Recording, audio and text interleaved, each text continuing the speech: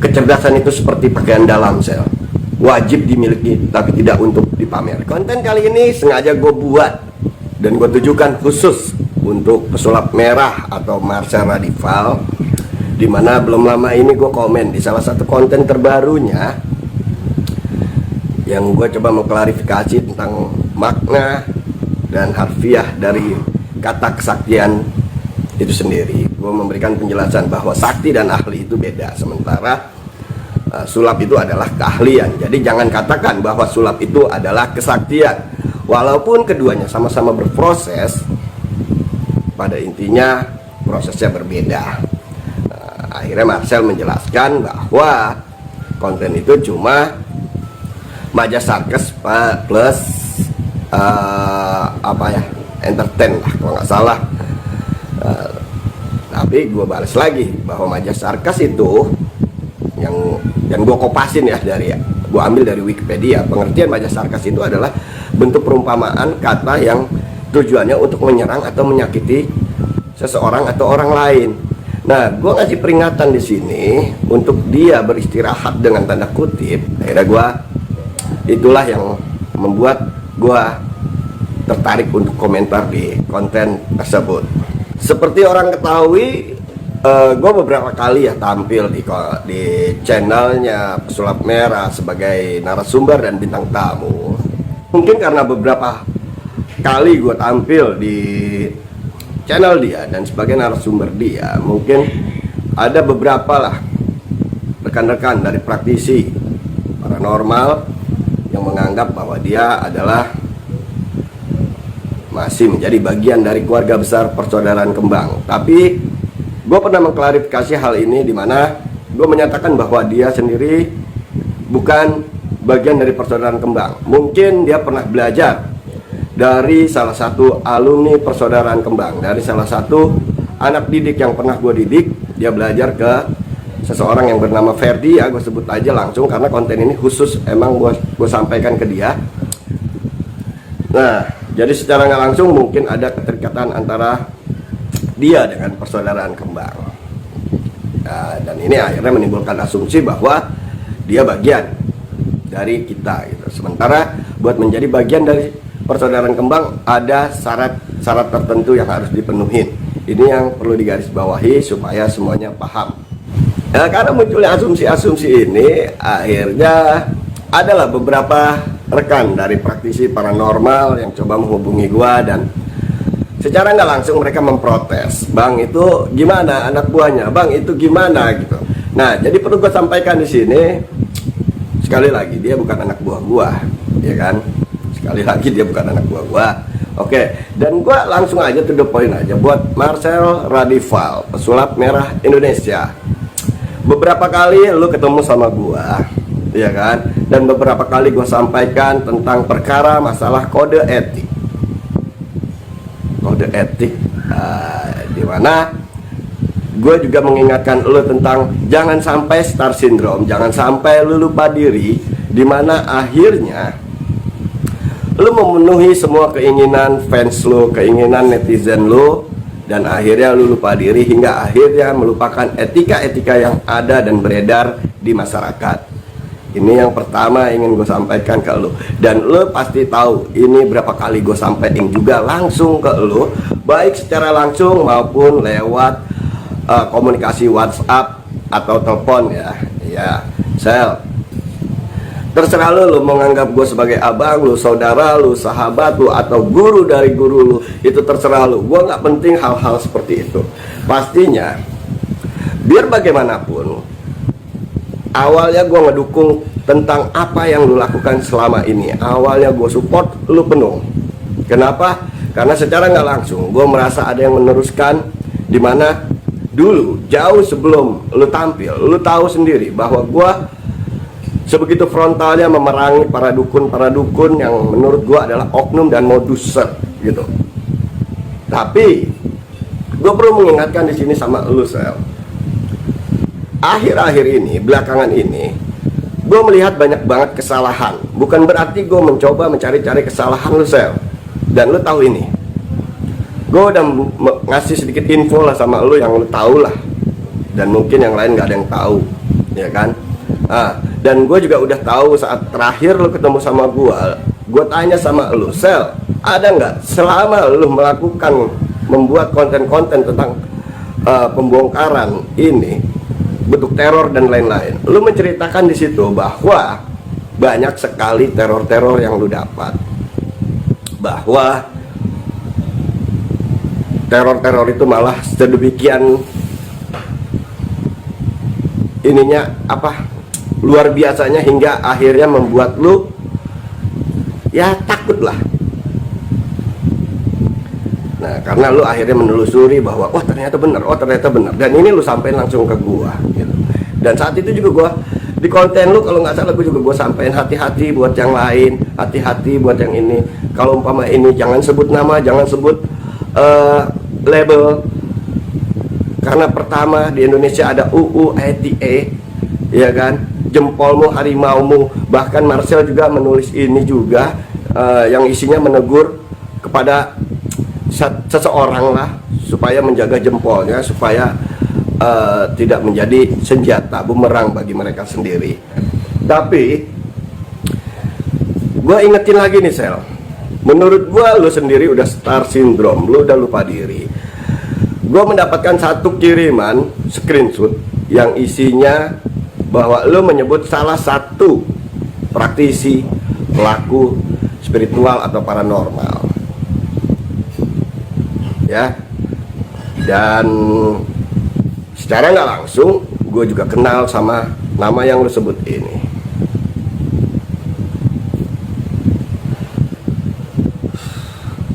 Ini aja gue ngeliatnya udah kesalahan, Sel. Kenapa? Karena lu menyatakan bahwa lu datang ke padepokannya dan dia takut sama lu, nggak mau nemuin lu karena takut kebongkar. Nah, gue ingetin di sini, Sel, sama lu, Sel. Gue ingetin di sini sama lu ya.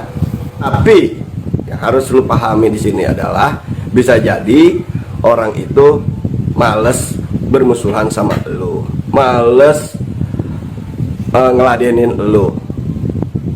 Jadi bisa jadi dia bukan karena takut sama lu, tapi lu mengatakan itu adalah karena dia takut. Nah, terus lu mengatakan dia takut kebongkar. Nah, sekarang pertanyaan gua, Sel, buat lu, emang lu mau ngebongkar apanya?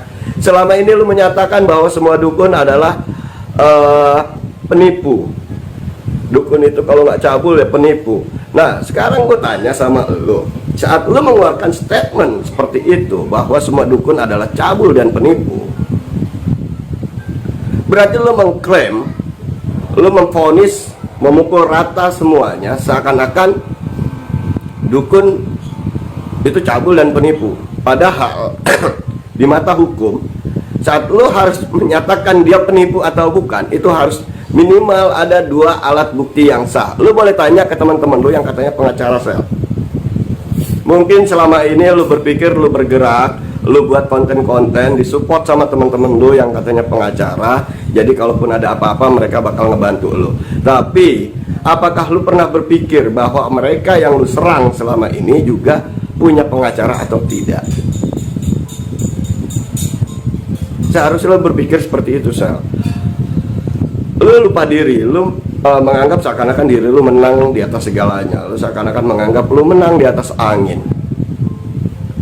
Nah, terus selama ini support dan dukungan yang lu dapat selain dari tim lu, mungkin dari para fans lu, dari para subscriber lu yang cuma mengatakan salut, mantap, keren dan lain-lain. Tapi sadar atau tidak lu sadari, kira-kira mungkin nggak dari sekian juta subscriber lu, justru banyak oknum-oknum, moduser-moduser, penipu-penipu yang menyimak tayangan lu dan melihat bagaimana melakukan trik di setiap tayangan lu, dan akhirnya mereka melakukan itu di dunia luar sana, Sel. Jadi secara nggak langsung gue menyatakan, Sel, secara nggak langsung lu itu mengajari, walaupun lu memunculkan kalimat dengan bahasa membongkar atau apalah, pada dasarnya kalimat membongkar sendiri kalau kita kupas dari sisi hukum, lu nggak punya wewenang sedikit pun di dalamnya. Hati-hati, Sel. gue ngasih tahu lu dengan cara yang halus banget menurut gue, dengan cara gue berkomentar di konten lu yang terakhir. Padahal gue berharap saat gue komentar harusnya lu berpikir, wih kenapa ini Bang Awai sampai berkomentar seperti ini. Gue berharap lu menghubungi gue dan gue bakal menjelaskan secara detail apa alasan gue kenapa harus sampai berkomentar. Tapi kenyataannya komentar gue marah. Menurut gue lu melakukan satu bentuk pembantahan, satu bentuk pembenaran. Gue gak peduli kali mau subscriber lu berapa juta, mau fans lu berapa banyak. Gue justru peduli sama lu, dimana lu yang udah mempunyai panggung, yang udah mempunyai fans, jangan sampai justru malah hancur cuma karena lepas diri lu, kontrol diri lu nggak terarah. Ini gue ingetin sekali lagi sama lu, Sel. Itu sedikit, Sel. Ini gue sampein lagi. Kalau emang dasarnya lu mengedukasi masyarakat, kalau emang dasarnya lu pengen membongkar bentuk-bentuk trik-trik penipuan yang dilakukan oleh oknum-oknum paranormal, kenapa lu cuma menyerang segelintir orang? Kenapa lu membongkar tentang fenomena-fenomena dukun? Dukun sendiri, nih gue kasih tahu, Sel, ya, jauh sebelum dunia medis muncul, jauh sebelum dokter, profesor, dan lain-lain itu muncul, sebutan untuk mereka yang jago-jago, hebat-hebat, ahli-ahli, pinter-pinter dalam dunia terapi, emang apa, Sel? Dukun adalah sebutan tradisional. Sama seperti halnya kesaktian. Dan ini gua anggap tolol buat mereka semua yang menantang untuk membuktikan kesaktian-kesaktian dengan iming-iming hadiah. Ini tolol. Karomah, mukjizat, maunah, dan kesaktian itu pada dasarnya adalah sama. Cuma yang membedakan adalah apa? Mukjizat diberikan kepada para rasul, karomah diberikan kepada para wali. Dan buat orang-orang yang biasa, bukan wali, bukan rasul, itu disebutnya maunah, pertolongan Allah yang justru menimbulkan efek ajaib luar biasa. Dan ini disebut oleh masyarakat awam adalah bentuk kesaktian.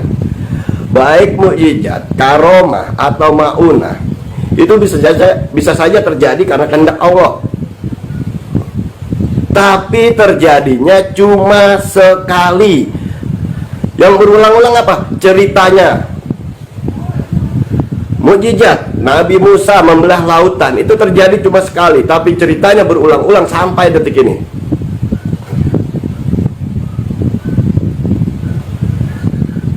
Karomah, di saat Sunan Kalijaga hendak berguru, dimana buah apa itu ya, buah pinang diubah menjadi emas, dan itu akhirnya yang membuat Sunan Kalijaga tersadar.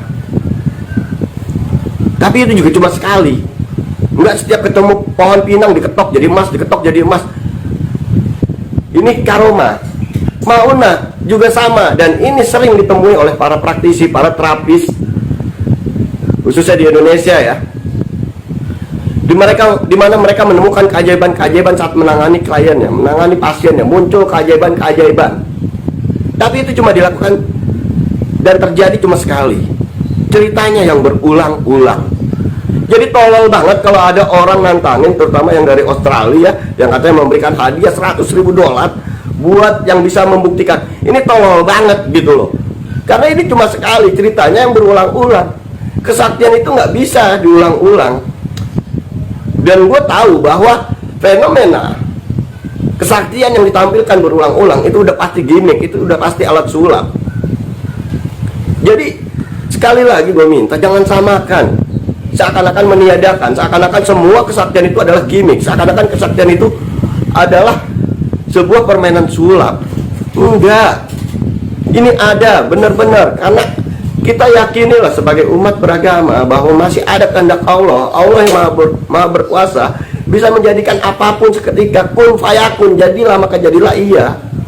Jadi gue ingetin sekali lagi, tolong sel, jangan lu pukul rata, jangan lu anggap kesaktian itu nggak ada. Lu mencari-cari pembuktian, sementara mereka yang tertantang untuk datang menemui lu, membuktikan itu karena udah lu tonton tayangannya, udah lu saksiin, udah lu pelajarin, dan lu udah melakukan konsul sharing ke beberapa praktisi lainnya.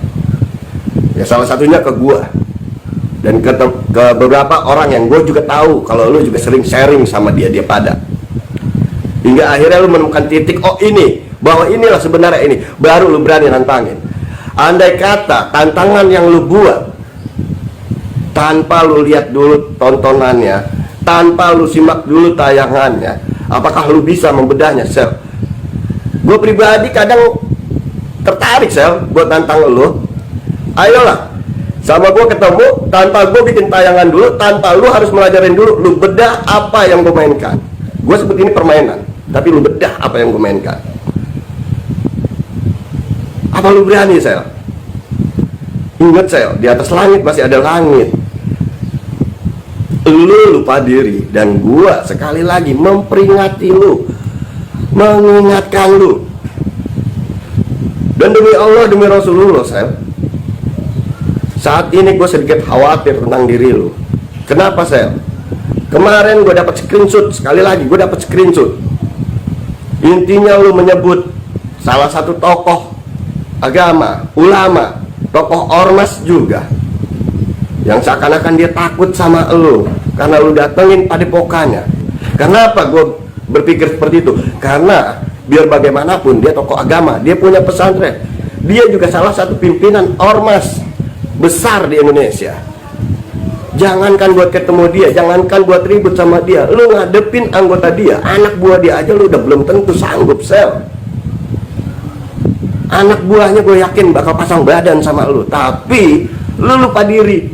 Lu dengan ego, lu dengan sombong, lu dengan congkak, lu menyatakan seakan-akan lu super power.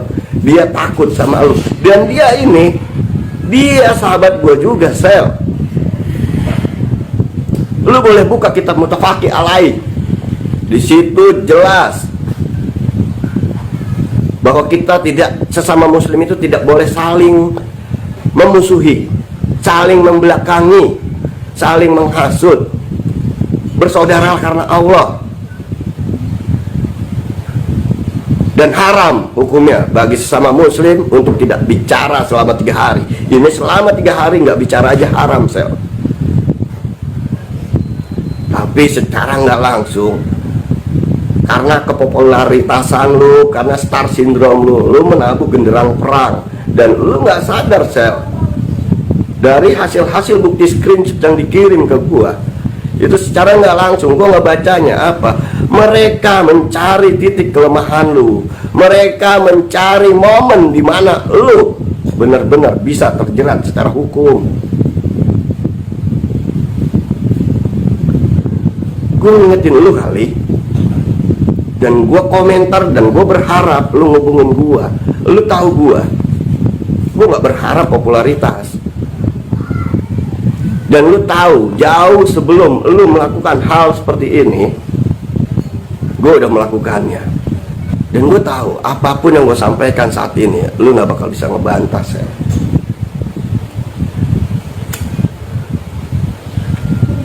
Karena gue nyampein apa yang gue sampaikan lewat konten gue ini, itu berdasarkan bukti dan fakta yang ada.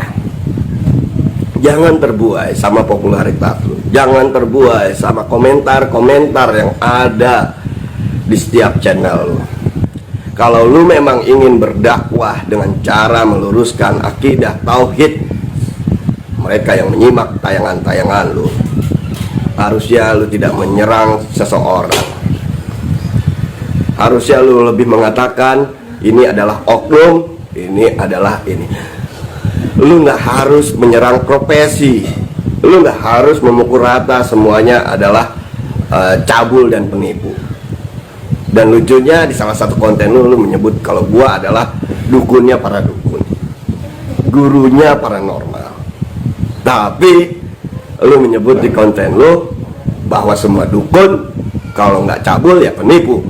Nah, berarti kan secara nggak langsung lu mengatakan hal itu kepada gua. Tapi gua nggak ambil pusing, Sel. Gua bodoh amatan. Karena gua kenal lu. Cuma kali ini gua harus berkomentar. Dan tujuan gua bukan buat gimana-gimana sama lu. Gua peduli sama lu. Dari titik 0 sampai titik saat ini, perjuangan lu nggak sedikit. Jangan hancurkan itu cuma karena lu lupa diri. Perbaiki kata-kata lu, lebih beretika dalam setiap membuat konten lu, dan pastinya selalu jaga adab lu. Mereka yang lu cap moduser, mereka yang lu cap sebagai penipu, itu belum tentu, karena itu asumsi pikiran lu sendiri. Pertanyaan gue cuma satu, mereka lu cap sebagai moduser, mereka lu cap sebagai penipu, apakah lu ada bukti? Apakah ada laporan ke pihak yang berwenang bahwa mereka melakukan penipuan, mereka melakukan modus-modus? Nggak ada bukti. Dan semua juga banyak yang tahu tanpa harus lu jelasin bahwa tayangan-tayangan mereka cuma sekedar entertain, sekedar hiburan. Tapi gue tetap melihat sisi baiknya, di mana tayangan itu pada intinya adalah mengajarkan bahwa tidak ada kekuatan lain yang bisa mengalahkan kekuatan Allah. Di salah satu tayangan yang misalnya selalu tempur dengan dukun-dukun santet. Jadi mau sesakti apapun, sehebat apapun ilmunya, saat bertemu dengan ilmu Allah, itu tidak akan bisa dikalahkan ilmu Allah itu. Ini pesan terselubung yang gue tangkap dalam setiap konten yang ada. Jadi pada intinya, justru mereka secara nggak langsung meluruskan, mengirim pesan terselubung yang direpetisi berulang kali hingga akhirnya, insya Allah bakal banyak yang menyimak ini karena menerima repetisi-repetisi bahwa ilmu Allah itu luar biasa. Akhirnya bakal banyak yang lebih mantap keyakinannya. Tapi gue justru malah berpikir, saat lo dengan tayangan-tayangan lo yang menampilkan ini trik, ini trik, ini trik, ini trik, itu repetisi tentang trik, justru akhirnya bakal banyak yang paham tentang trik. Taruhlah subscriber lo 1 juta sekian, penduduk Indonesia berapa juta, dan apa lo bisa jamin semua subscriber lo itu bakal jadi orang yang benar? Belum tentu. Bisa aja dari sekian banyak subscriber lo, justru para pemain, justru para moduser, justru para penipu yang coba belajar tentang trik-triknya lewat konten-konten lo. Jadi jangan pernah merasa diri paling benar, jangan pernah merasa diri paling hebat, Sel. Sekali lagi gue sampein.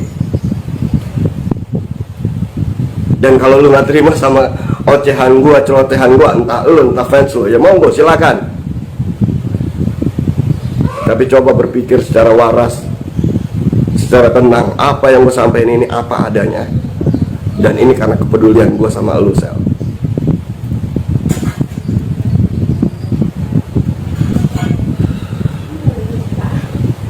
Dan gue harap dalam jangka waktu dekat ini, gue harap justru terjadi tabayun, terjadi ketemunya antara lu dan pihak-pihak yang berseteru. Gue bersedia menjadi perantara, menjadi media, menjadi penengah tanpa berpihak kepada siapapun, tanpa berpihak kepada siapapun.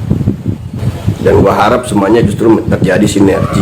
Saat lu paham tentang triknya dan mereka paham tentang spiritualnya, saat ini digabungkan, trik plus spiritual, itu jadi satu pemahaman yang luar biasa. Tanpa harus merasa satu sama lain saling hebat, Indonesia bakal damai, akur kayak begini. Dunia tayangan saling mendukung tanpa saling menjatuhkan. Ini wow, luar biasa banget malah justru.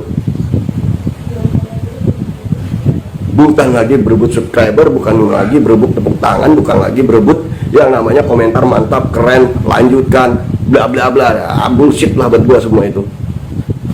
Tapi justru gue berharap semuanya saling support, saling dukung.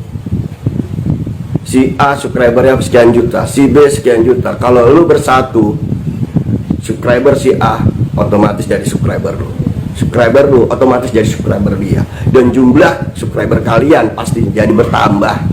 penghasilan kalian pasti lebih bertambah, Indonesia lebih damai tanpa harus ada orang-orang yang merasa paling benar. Apakah ini nggak lebih baik gitu loh? Kenapa sih harus saling bermusuhan? Kenapa harus saling menjatuhkan? Kenapa harus merasa saling benar, lebih benar dan paling benar?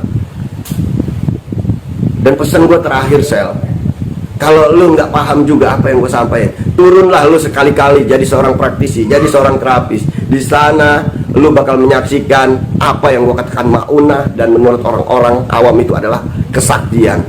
Di sana lu bakal nanti saat perjalanan lu menjadi seorang praktisi terapi, lu bakal menemukan keajaiban-keajaiban yang lu sendiri sebenarnya nggak paham kenapa keajaiban itu muncul.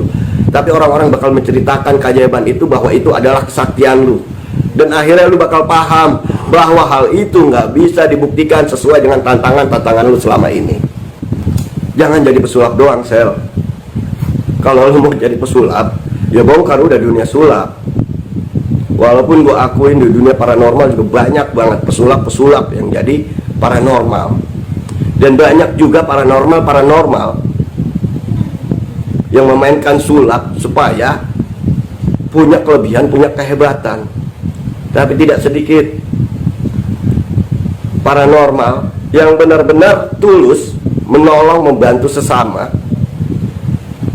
dengan pemahaman spiritualnya, hingga akhirnya mereka menimbulkan satu bentuk fenomena kesaktian yang gue sebut maunah tadi.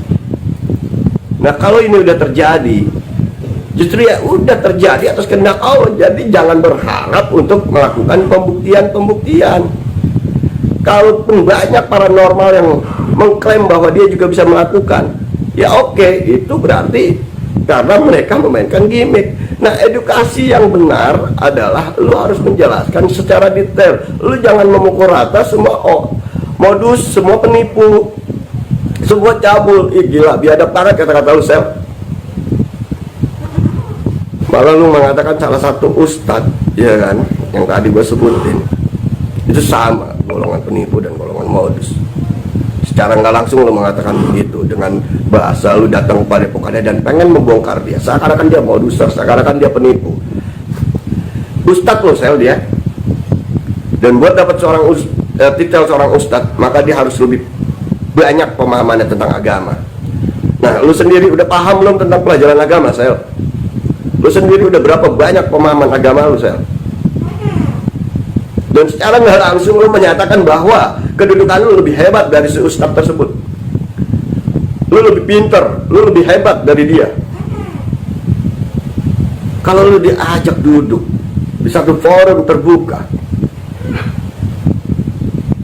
paling yang lu bongkar cuma fenomena yang ada di setiap tayangan dia. Tapi apa lu bisa ngebongkar fenomena-fenomena yang dia buat keajaibannya saat dia mendapatkan klien terapis? Keajaiban-keajaiban yang muncul saat dia melayani pasiennya, melayani kliennya. Apa lu bisa bongkar? Yang lu lihat dan lu komentarin baru sedikit, Sel. Masih banyak banget fenomena lain. Jadi sekali lagi gue ingetin, jangan dipukul rata. Jangan lu sebut semuanya. Para aparat berwenang aja masih menyebut dengan sebutan oknum, sementara lu cuma rakyat biasa sama kayak gua, tapi memukul rata, menyebut semuanya sama. Ini lu udah kena pasal, Sel. Pertama, perbuatan lu udah tidak menyenangkan. Dan apakah lu nggak sadar bahwa masih hebat dan lebih banget mereka tidak melaporkan lu ke pihak yang berwajib atas perbuatan lu? Seharusnya lu sadar diri. Justru harus ya lu meminta maaf. Udah kesalahan ngomong, udah keceplosan ngomong, jari-jari lu udah liar, tapi lu malah makin jadi. Dan akhirnya gue komentar di konten terakhir lu, sekali lagi itu buat memperingatkan lu, karena gue peduli sama lu, Sel. Jadi gue harap lu renungin semua perkataan gue dari awal sampai akhir konten ini. Gue minta tetap berdiri di tengah tanpa berpihak kepada siapapun. Tetap katakan kalau yang salah itu salah, yang benar itu benar. Pastinya jangan langsung menyalahkan orang kalau kita nggak punya data, kalau kita nggak punya info yang akurat tentang oknum-oknum tersebut. Kita tetap di koridor kita, stop pembodohan mengatasnamakan mistik. Jadi yang kita stop adalah pembodohannya. Step pertama kita bagaimanapun tetap gimana caranya bersilaturahmi ke oknum tersebut. Edukasi kita bukan cuma ke masyarakat, tapi ke para pelakunya. Kalau mereka kena, kita edukasi dan mereka mau mengakui dan kembali menjadi praktisi yang benar, maka jadikanlah mereka saudara kita, bukan jadi musuh kita. Tapi kalau mereka sudah nggak bisa dikasih tahu, diperingati secara halus dan benar, ya kita siap pasang badan supaya apa yang mereka sebarkan ini tidak menyebar dan tidak menjadi virus di masyarakat, dan tidak ada lagi korban-korban yang menjadi korban mereka. Tetap taati hukum, undang-undang yang berlaku di negara kita, jangan menjatuhkan satu sama lain. Dan gue harap sekali lagi, khususnya buat Marcel Radival, semoga lu paham apa yang gue sampaikan di konten gue kali ini. Gue rasa itu aja isi konten gue kali ini.